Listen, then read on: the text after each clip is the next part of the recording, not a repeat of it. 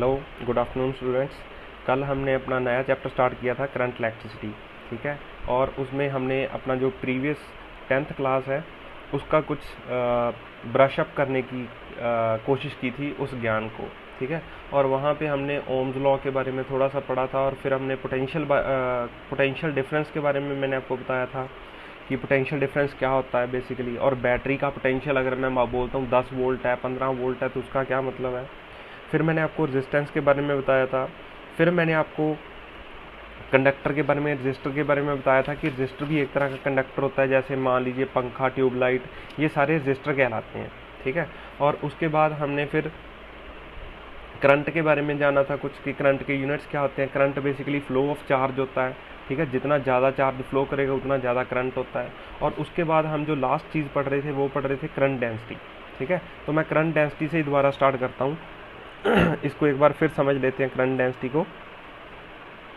Current density is current flowing per unit area, ठीक है। Current flowing per unit area, current flowing per unit area. जैसे ये मान लीजिए यहाँ पे क्रॉस सेक्शनल एरिया ए ले लेता हूँ मैं, ए, और इसका एरिया वेक्टर है ए वेक्टर ऐसे।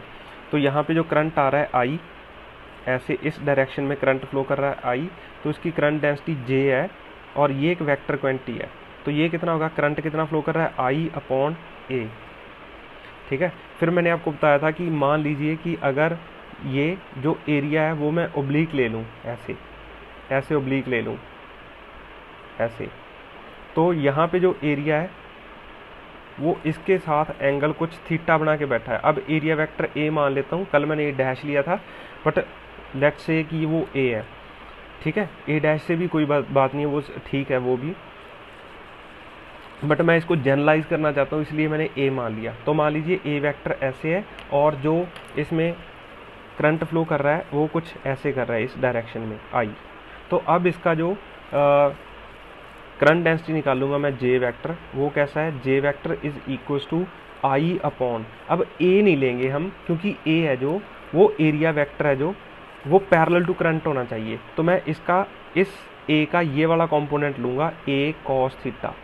तो मैं यहाँ पे लिखूँगा आई अपॉन ए कॉस थीटा। ये मेरे पास एरिया वेक्टर आ गया, ठीक है। तो एरिया वेक्टर है यहाँ पे, तो आई अपॉन ए कॉस थीटा। तो मैं इसको ऐसे लिख सकता हूँ, ये कौन सा एरिया होना चाहिए, एरिया वेक्टर, या अगर मैं सिर्फ एरिया की बात करता हूँ तो perpendicular to plane of area. जो प्लेन ऑफ एरिया है वो परपेंडिकुलर टू करंट होना चाहिए अगर करंट ऐसे फ्लो कर रहा है तो, ठीक है। और अगर मैं एरिया वेक्टर की बात करता हूँ तो area vector should be parallel to current, ठीक है। Area vector parallel to current, parallel to current, तो वो लेंगे। तो ये मेरे पास आ गया J vector is equal to I upon A vector cos theta. तो अगर मैं यहाँ से मैं ऐसे लिख सकता हूँ, I is equal to J vector dot A vector, और इनके मॉडुलस ले लेते हैं, ठीक है। सिर्फ हम मैग्नीट्यूड के बारे में बात कर रहे हैं अभी। तो ए मॉडुलस कॉस थीटा, तो ये चीज़ तो डॉट प्रोडक्ट से आती है, ठीक है। जैसे आपने पढ़ा होगा A vector dot B vector किसके बराबर होती है, ये होती है A modulus B modulus into cos theta, ठीक है। तो अगर मेरे पास J modulus A modulus cos theta है तो वो मेरे पास क्या है, I is equal to J vector dot A vector, ठीक है। तो ये मेरे पास इसका आंसर आता है। ये हमने कल भी पढ़ा था। आज हम इससे आगे स्टार्ट करेंगे। आज आगे हम पढ़ेंगे करंट के बारे में, ठीक है। तो जैसे मान लीजिए मैं कंडक्टर की बात करता हूँ, कंडक्टर, तो कंडक्टर में कौन दौड़ता है, ठीक है। कंडक्टर में कौन दौड़ता है, इलेक्ट्रॉन्स या फ्री चार्जेस, इलेक्ट्रॉन्स या फ्री चार्जेस फ्लो करते हैं, फ्री चार्जेस। इलेक्ट्रॉन में कंडक्टर में कौन दौड़ता है, फ्री चार्जेस। और इंसुलेटर्स में वो चीज़ नहीं होती फ्री चार्जेस दौड़ने वाली, ठीक है। इसमें एटम नहीं दौड़ते, एटम तो अपनी जगह पे फिक्स होते हैं, अपने लैटिस पे फिक्स होते हैं, ये आपने केमिस्ट्री में पढ़ा है। और इसमें कौन दौड़ता है, फ्री इलेक्ट्रॉन्स। फ्री इलेक्ट्रॉन्स का मतलब है valence electrons, valence electrons, valence electrons दौड़ते हैं। और अगर मान लीजिए ये मेरे पास ऐसे कंडक्टर है और इसको मैं किसी बैटरी के साथ अटैच करता हूँ ऐसे, जैसे ये बैटरी है, इसके साथ मैंने अटैच कर दिया, वी वोल्ट की बैटरी है और यहाँ पे वी वोल्ट है और यहाँ पे ज़ीरो है। कल मैंने आपको बताया था, समझाया था कि बैटरी कैसे पोटेंशियल प्रोड्यूस करती है। अगर ये वी वोल्ट है तो अगर यहाँ पे मैं ज़ीरो लेता हूँ और यहाँ पे मैं वी लेता हूँ, और ये कनेक्टिंग वायर्स हैं, और कनेक्टिंग वायर्स के बारे में मैंने आपको बताया था कि इनकी रेजिस्टेंस ज़ीरो लेते हैं। जैसे V is equal to IR है, तो अगर मान लीजिए R ज़ीरो है, if R is equal to zero, ठीक है, अगर R ज़ीरो हुई तो यहाँ का और यहाँ का पोटेंशियल क्या होगा, पोटेंशियल डिफरेंस ज़ीरो होगा, ठीक है, या सेम पोटेंशियल होगा। अगर R ज़ीरो होगी, if R is equal to zero, V क्या चीज़ है, potential difference is zero. Potential zero है ये सही नहीं है, potential difference is zero. And current in the circuit, मतलब इस पूरे सर्किट की अगर मैं बात करता हूँ, ठीक है, या यहाँ की बात करता हूँ, तो इसका मतलब ये नहीं है कि इसमें करंट है, करंट इज़ नॉन ज़ीरो। कल मैं ये बताने की कोशिश कर रहा था आपको कि अगर R ज़ीरो हो तो पोटेंशियल डिफरेंस ज़ीरो है, बट करंट ज़ीरो नहीं होता, ठीक है। तो कनेक्टिंग वायर में यहाँ का और यहाँ का, क्योंकि इसमें रेजिस्टेंस ज़ीरो है, रेजिस्टेंस मैंने ज़ीरो मानी, इसका मतलब यहाँ का और यहाँ का पोटेंशियल सेम है, इस पॉइंट का और इस पॉइंट का पोटेंशियल सेम है, तो पोटेंशियल डिफरेंस ज़ीरो आ गया। और इसका मतलब ये नहीं है कि इसमें से करंट नहीं फ्लो कर रहा है, करंट इसमें फ्लो कर रहा है, ठीक है। तो ये चीज़ मैंने आपको कल बताई थी। अच्छा, हम क्या बात कर रहे थे, हम बात कर रहे थे, पहले एक चीज़ और समझते हैं हम, that is called conventional current. Conventional current, पहले कन्वेंशनल करंट के बारे में जानते हैं। नेक्स्ट पेज पे समझाता हूँ मैं आपको कन्वेंशनल करंट।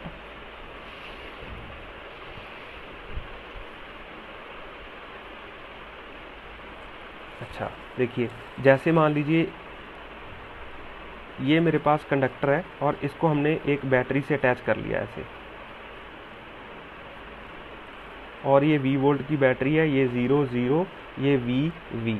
तो कन्वेंशनल करंट क्या आता है, देखिए इसके अंदर इलेक्ट्रिक फील्ड सेटअप हो जाएगी, जो मैंने आपको कल भी बताया था, इलेक्ट्रिक फील्ड सेटअप हो जाएगी इसके अंदर।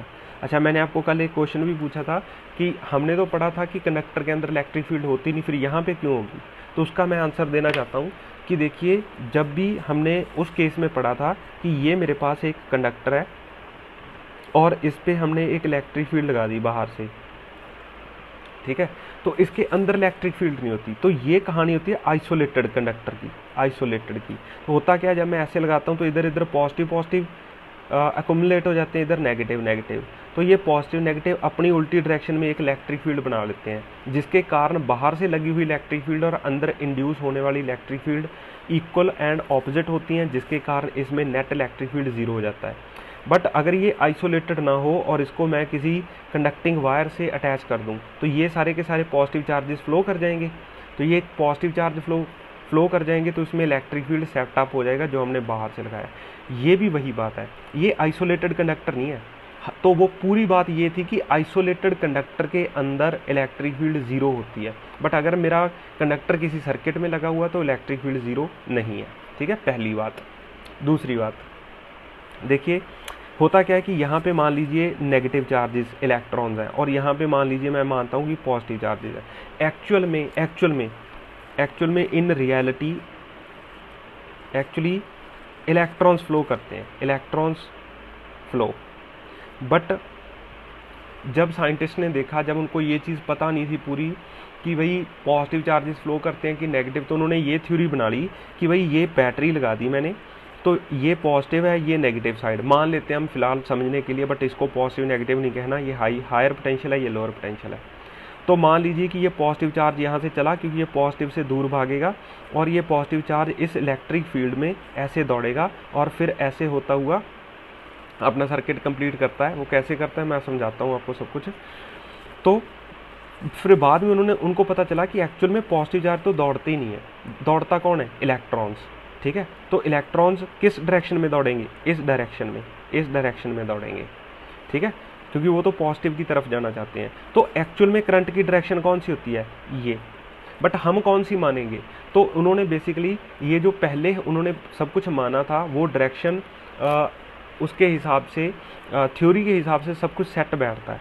तो ये डायरेक्शन हम करंट की मानेंगे ये एक्चुअल डायरेक्शन है, ये एक्चुअल, ठीक है, एक्चुअली ये डायरेक्शन होती है करंट की। नेगेटिव और चार्जेस दौड़ते हैं, इलेक्ट्रॉन्स मतलब दौड़ते हैं पॉजिटिव की तरफ और वो करंट बनाते हैं। बट हम पढ़ने के लिए क्या मानेंगे, ये, ठीक है, टू स्टडी ये डायरेक्शन ऑफ करंट मानेंगे हमेशा, ठीक है। और हम ये मानेंगे कि इनको, करंट को कौन बनाता है, करंट को कौन बनाता है, current is formed by flow of positive charges. But actual में किसकी वजह से होता है, इलेक्ट्रॉन्स की वजह से। पॉजिटिव चार्ज तो चलते ही नहीं है, वो तो फिक्स होते हैं। बट ये जो करंट ये माना गया, current formed by positive charges is called, इसको बोलते हैं कन्वेंशनल करंट। इसको क्या बोलते हैं, कन्वेंशनल करंट बोलते हैं इसको, ठीक है, जो कन्वेंशन के हिसाब से माना गया। बट एक्चुअल में वो करंट नहीं होता। होप आपको ये बात समझ आई होगी, ठीक है।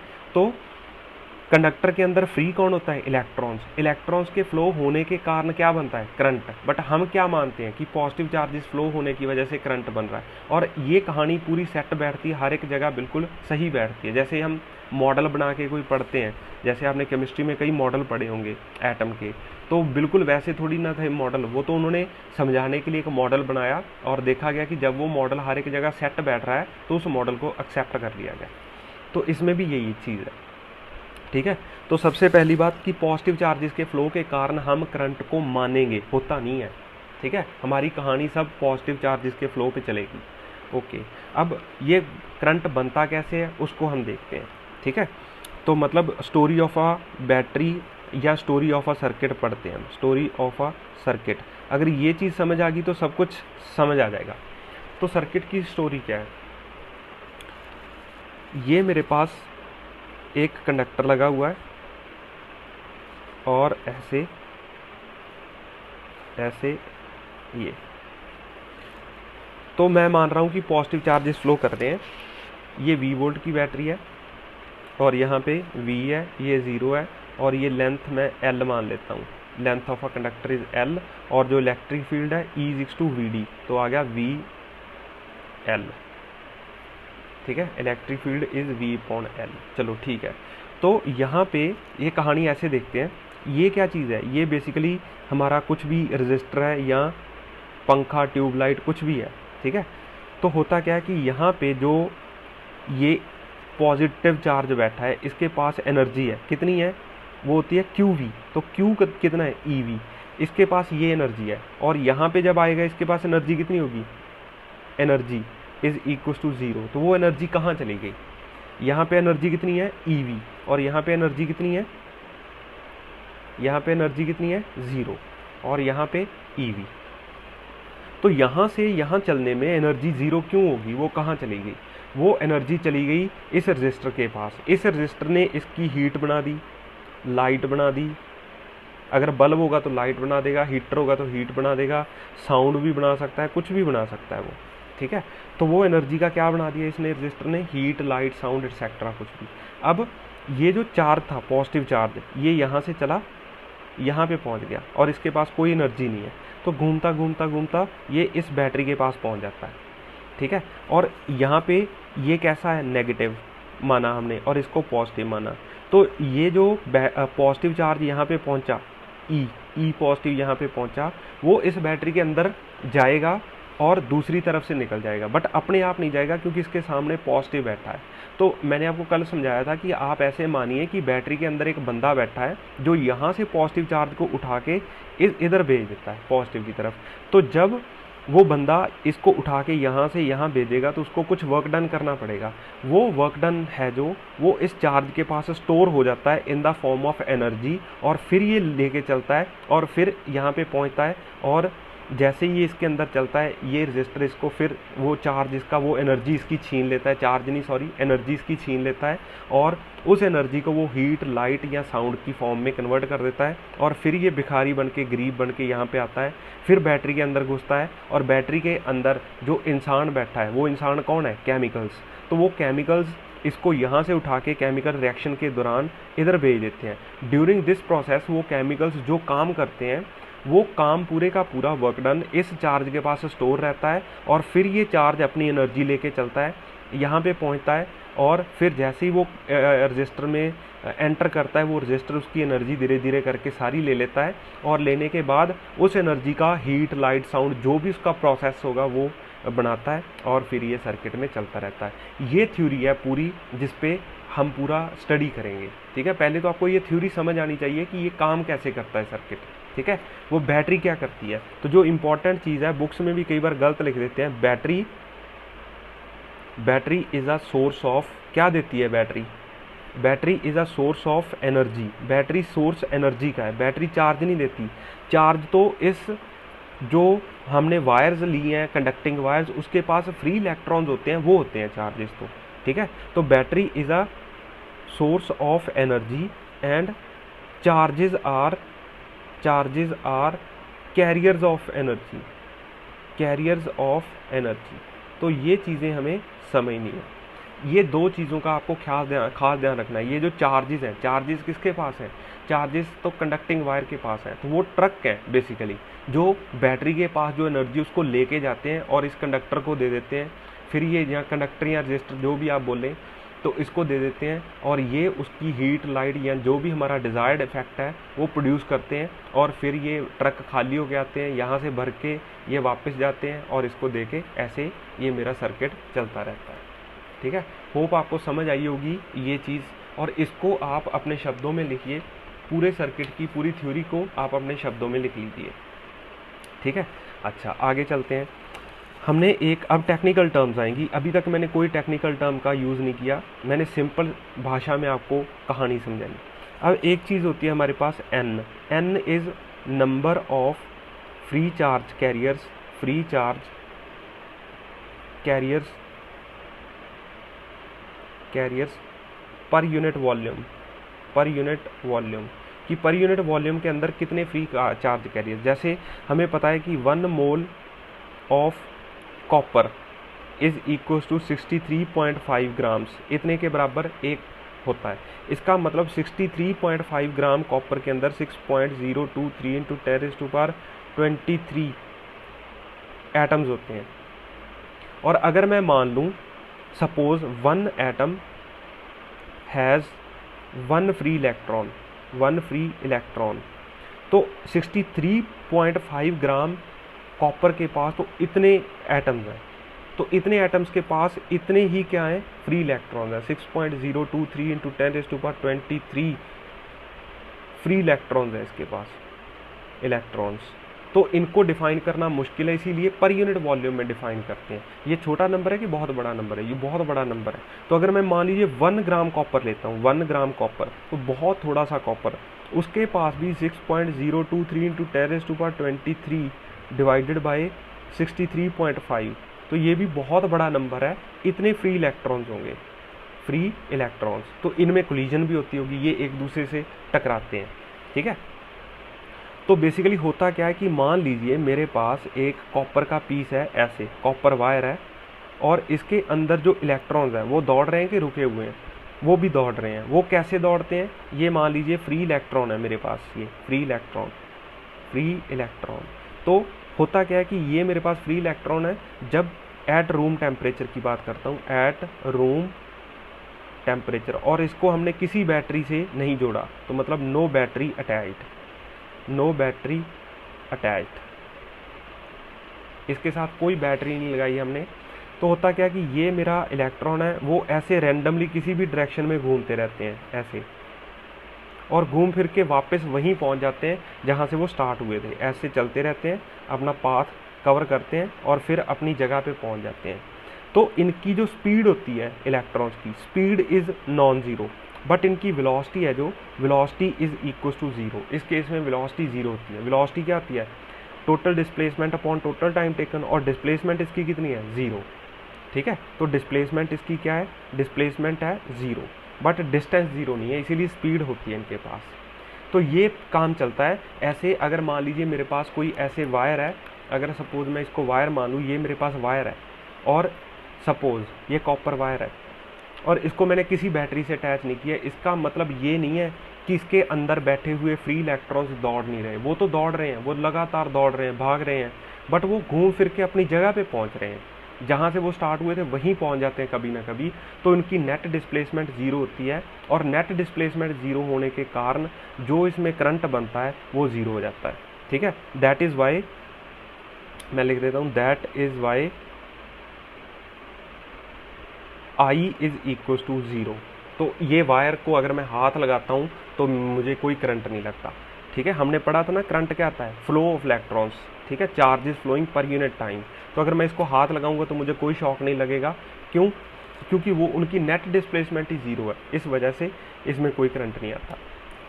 और अगर मान लीजिए मैं बैटरी अटैच कर दूँ इसके साथ, जैसे ये मेरे पास एक रॉड है और इसके साथ में एक बैटरी अटैच कर दूँ,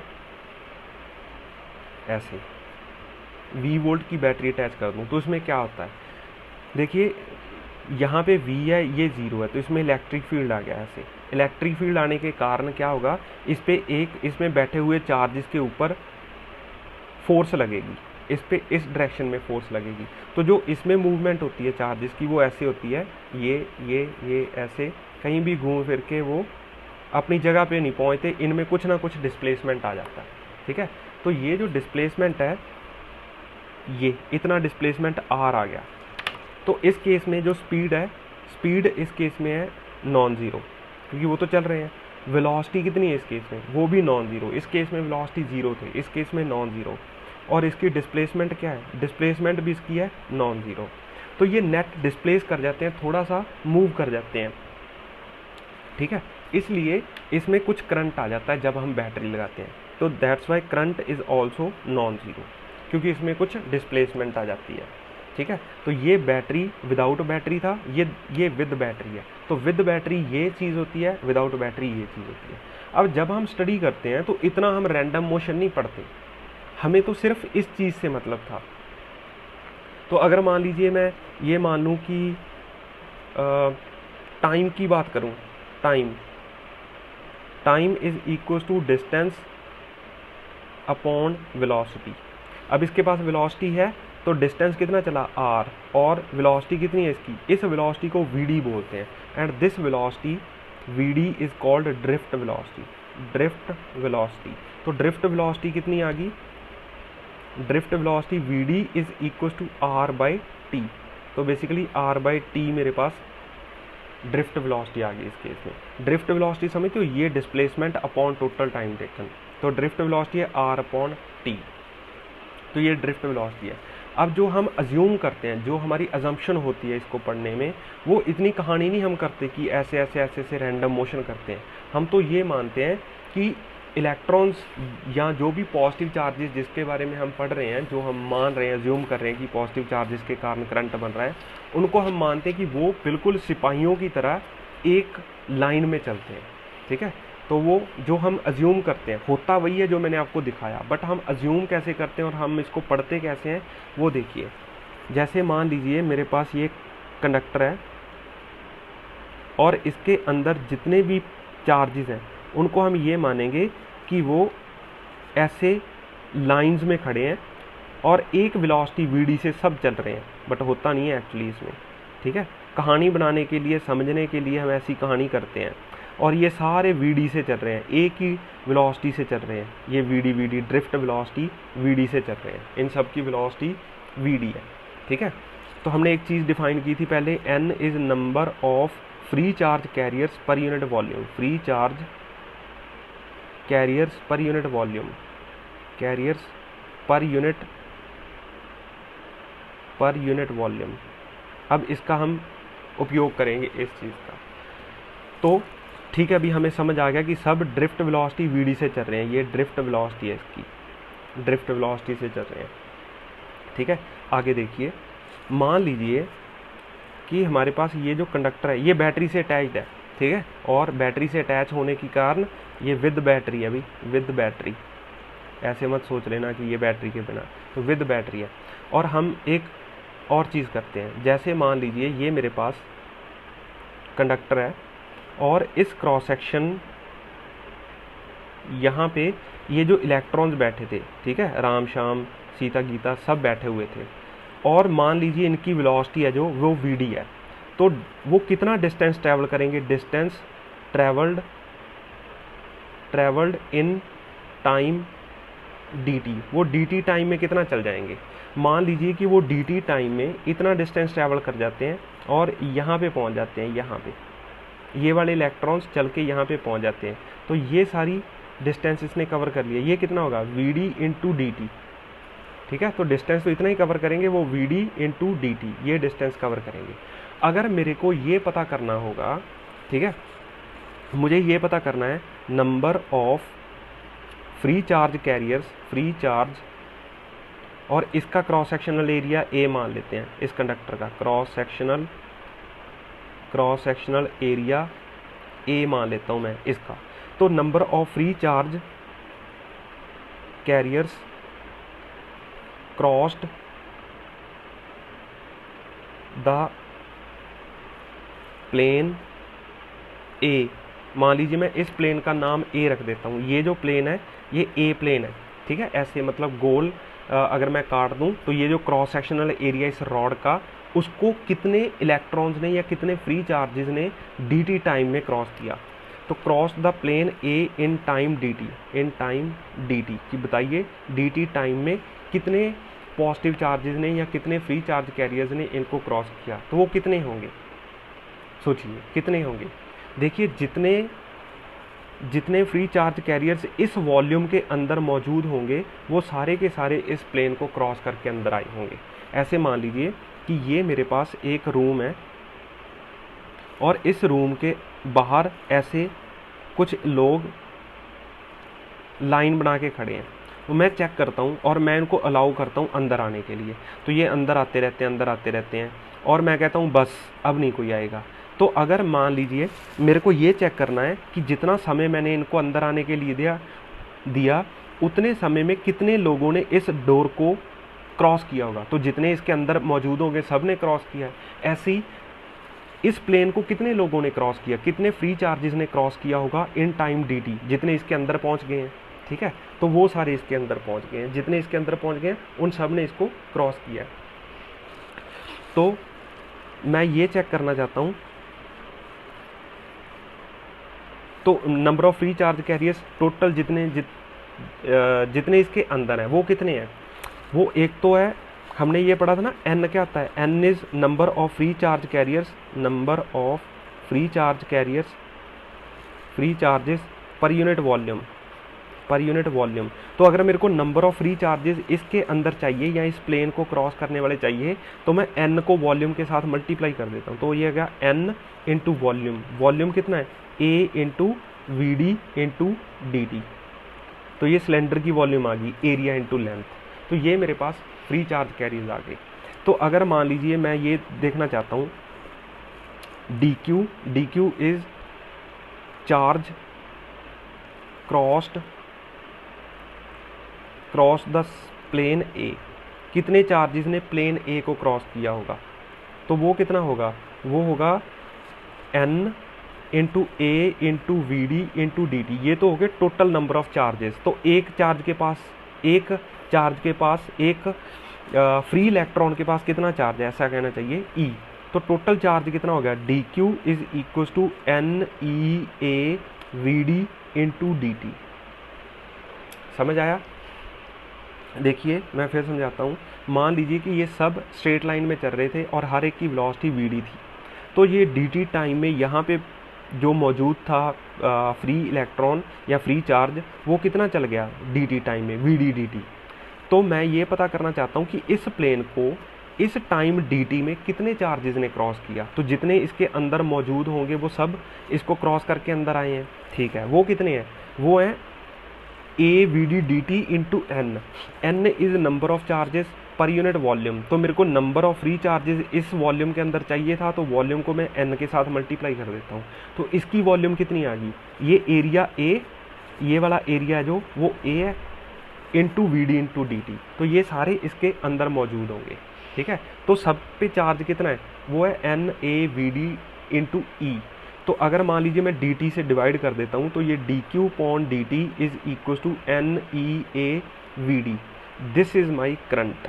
तो ये करंट के लिए मेरे पास फॉर्मूला आ गया, current is equal to N EAVD, जो आपको रात के 2 बजे भी याद होना चाहिए, ये भूलना नहीं है। ये फॉर्मूला बहुत बहुत बहुत इंपॉर्टेंट है। ये कैसे ड्राइव किया गया, आपको बोला जाएगा, क्वेश्चन आएगा, drive the relation between current and drift velocity.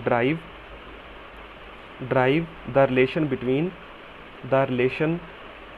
Between current and drift velocity. तो मैं आशा करता हूँ कि आपको समझ आया होगा। अगर कोई भी प्रॉब्लम है तो प्लीज़ मैसेज कीजिए ग्रुप में, मैं आपको उसका सलूशन दूंगा, मैं दोबारा समझा दूंगा अगर ये चीज़ समझ नहीं आई। बट ये फॉर्मूला ये कैसे बना है ये आपको आना चाहिए। ये रिलेशन है ड्रिफ्ट वेलोसिटी और करंट का, और ये रिलेशन आपको हमेशा याद रखना है, I = NEAVD। ठीक है, ये कैसे निकाला है मैंने, ये भी आपको आना चाहिए। ठीक है, तो यहाँ पे मैंने सिंपली इसको dt से डिवाइड कर दिया। ठीक है, दोनों तरफ dt से डिवाइड कर दिया, तो dq/dt क्या आता है, करंट। तो करंट इज NEAVD। n क्या है, n is number of free charge carriers per unit volume, a is area of cross section of conductor, E is charge on a single electron and VD is a drift velocity. ठीक है, तो hope आपको समझ आया होगा। अगर कोई भी प्रॉब्लम है तो मेरे को मैसेज करके बताइए। ठीक है, थैंक यू।